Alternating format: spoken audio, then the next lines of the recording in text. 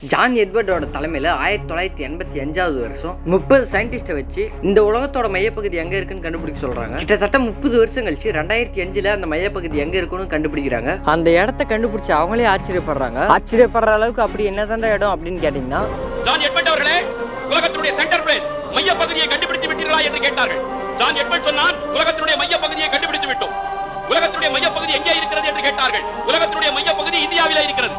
இந்தியாவிலே எங்கே இருக்கிறது? தமிழ்நாட்டிலே இருக்கிறது. தமிழ்நாட்டிலே எங்கே இருக்கிறது? சிதம்பரத்திலே இருக்கிறது. சிதம்பரத்திலே எங்கே இருக்கிறது? சிதம்பரம் கோவிலிலே இருக்கிறது. சிதம்பரம் கோவிலிலே எங்கே இருக்கிறது? நடராஜ பெருமான் தாண்டவம் ஆடுகின்ற அவருடைய திருவடிக்கு கீழே உலகத்தினுடைய மையப்பகுதி இருக்கிறது என்று சொன்னவன் இந்து அல்ல, கிறிஸ்துவன். 30 அறிஞர்கள் விஞ்ஞானி என்று சொன்னார் ஜான் எட்வர்ட்.